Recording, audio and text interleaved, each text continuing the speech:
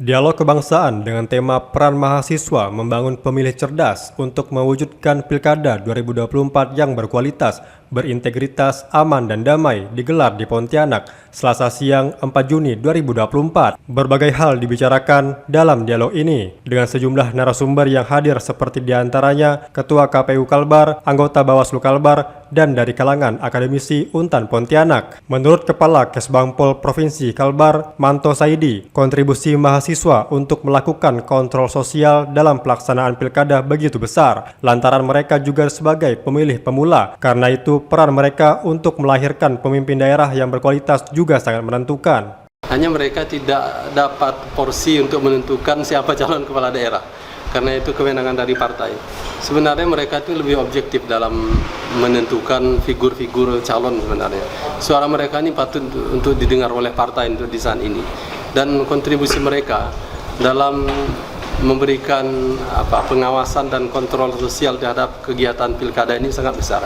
Mereka itu bukan hanya saja sebagai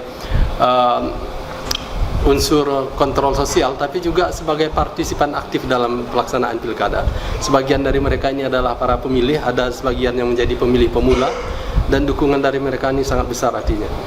Kita kalau ingin pilkada serentak ini berjalan dengan damai, determinasi mahasiswa ini saya yakin sangat besar di Kalimantan Barat ini. Oleh karena itu, dengan mereka berpartisipasi mulai dari tahap awal di dialog ini menjadi salah satu faktor kunci dari apa yang kita harapkan untuk mensukseskan Pilkada serentak 2024 nanti. Usai berbicara sebagai narasumber, akademisi Untan Syarifah Emma Rahmania pun berkata bahwa dialog ini merupakan sarana untuk menyatukan visi misi dan harapan bersama para mahasiswa di Kalbar agar dapat melakukan gerakan memilih yang bukan karena faktor kesamaan kepentingan golongan maupun isu sara.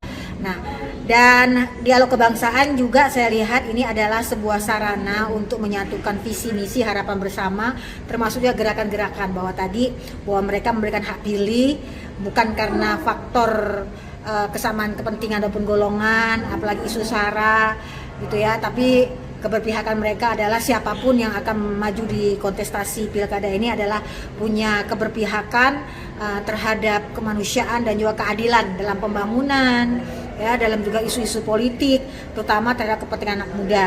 Jadi saya senang sekali. Koordinator Pusat Forum Koordinasi BEM Kalbar, Raihan Yuda Pratama mengaku pihaknya siap menjadi simpatisan dan partisipan bagi penyelenggara pilkada yakni KPU dan Bawaslu untuk turut mengawal setiap tahapan pilkada agar berlangsung dengan aman, damai dan sejuk. Khususnya melakukan sebuah inisiasi kegiatan terhadap pemantauan kita terhadap pilkada di tahun 2024 ini.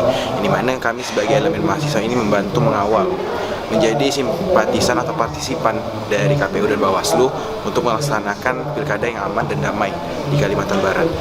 Yang kami harapkan bersama sebagai putra-putri daerah ini, Kalbar tetap menjadi wilayah yang aman, wilayah yang damai, dan wilayah yang sejuk.